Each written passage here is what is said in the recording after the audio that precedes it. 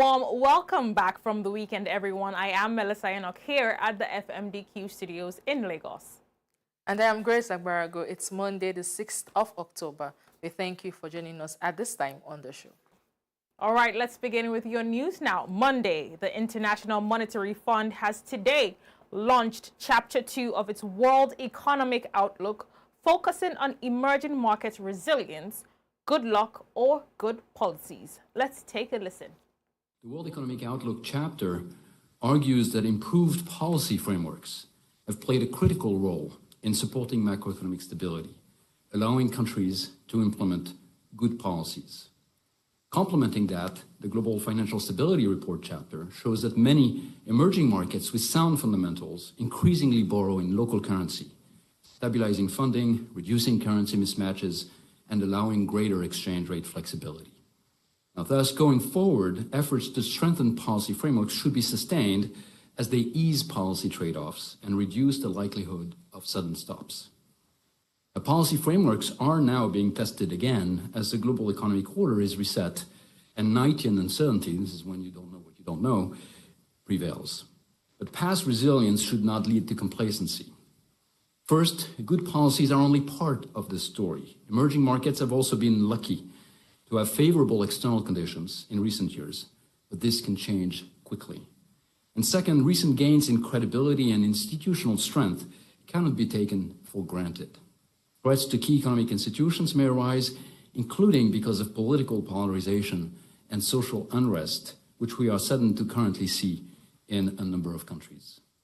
Good institutions are critical to implementing policies that can deliver opportunities for all and raise inclusive growth. In Kenya, President William Ruto has announced the creation of a sovereign wealth fund and an infrastructure fund to drive investment in strategic sectors while avoiding excessive borrowing. The funds will be capitalized using proceeds from state privatizations, starting with the sale of shares in Kenya Pipeline Company, expected to raise about 130 billion shillings.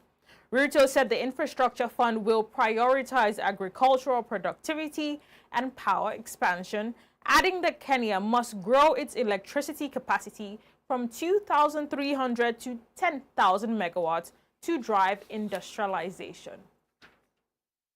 In Tanzania, CRDB Bank, the country's largest lender, has secured a $200 million syndicated loan facility arranged by Investec Bank and Intesa San Paulo.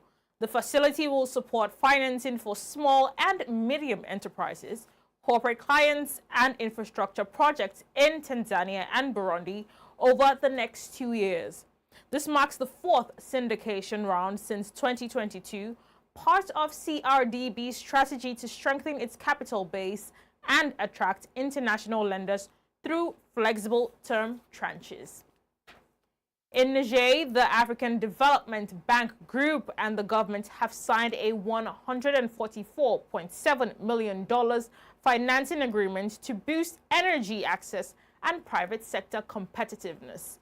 The deal, signed in Abidjan by AFDB President Sidi Outar and Niger's Prime Minister Ali Mahamadou Limane Zain, provides budgetary support through the African Development Fund. The funding will drive phase 1 of the energy sector governance and competitiveness support program focused on strengthening energy infrastructure and promoting sustainable growth. In other news, Congo is stepping up efforts to attract new investments in its oil and gas sector as authorities move to boost production and expand downstream infrastructure, part of broader plans to revitalize the country's energy industry and drive economic growth. Let's take a listen. It's an honor for me, for the country, for Congo, small one, to be a member of OPEC. And really, any countries, you have your policy, you have your strategy, you're working with the private companies freely, you're trying to bring solutions for your country, for your population, for today, for the next generation. And OPEC, they have just to see what you're doing and they put it inside, the basket of the data they have to manage when we have to take decisions together. I think you're seeing more production coming from OPEC country member is a good news. As you were saying that the big issue now is to bring more investment. And if the OPEC country members are bringing more investment, are bringing more production, it's very good news. It's the best way to stabilize the market. Today, the most important issue is to fight, this kind of ideology my brother minister was talking about, mindset, which is just a crazy one, saying that we should stop producing oil and gas or producing fossil oil. The day we do that, the world stops working. The day we do that, I should say in a different way. The day we will just say that we want to do that, the world will stop working because the prices will just become crazy, the market will collapse, and the world will stop working. Finally, on News Now, Granite Financial Holdings has received approval from Egypt's Financial Regulatory Authority to launch its multi-currency fixed income fund platform. The company's first product under the license is the Granite EGP denominated money market fund, developed in partnership with Naim Holding for investment, marking one of Egypt's first fully digital money market offerings. The fund will be supported by a digital money market account, part of Granite's strategy to provide accessible cash management solutions that allow users to optimize returns while maintaining daily liquidity. I am Melissa Enoch, and that's it on News Now today. Our Markets Round returns shortly after the break with Grace at the FMDQ Archives Room. Stick around.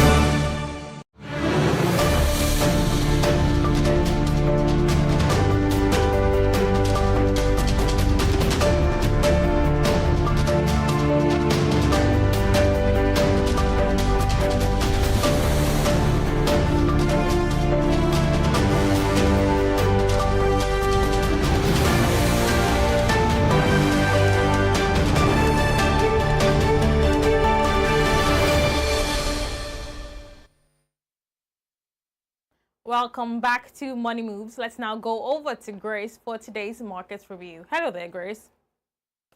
Thank you, Melissa. Let's now track how the markets are starting. How the market started off today with equities. In North Africa, the Morocco's MASI led regional gains with 1.79%. In Southern Africa, the Johannesburg Stock Exchange edged up 0.23%, while Zimbabwe Stock Exchange fell 0.41%. In East Africa, Nairobi Stock Exchange slipped 0.46% to 177.67. The BROVM in Abidjan gained 1.15% to 328.88. And here in Nigeria, the NGX closed on the positive, up 0.86%. Let's do a quick round on some of the Pan-African currencies. The Rand firmed 0.10% to 17.25 per dollar, while the Egyptian pound strengthened 0.19%.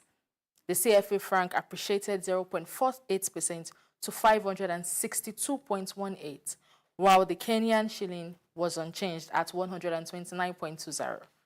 The Moroccan dirham edged up 0.13% to 9.12, while the naira weakened slightly by 0.13% to 1,469 naira 88 kobo at the official window. Finally, let's switch to commodities, beginning with energy prices. Brent rose 1.07% to $65.22 per barrel, and US WTI gained 1.02% to $61.50. Natural gas climbed 2.29%, while Arabian gasoline added 1.21% as of 13:02 GMT. And finally, two metals prices.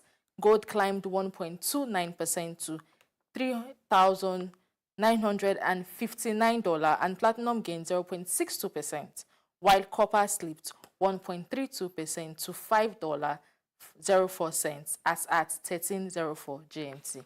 And that's our Money Moves market today. Over to you, Melissa. Grace, thank you very much for those markets updates. And that's it for your Monday edition of Money Moves. From all of us here at the FMDQ studios, we say thank you very much for watching and bye for now.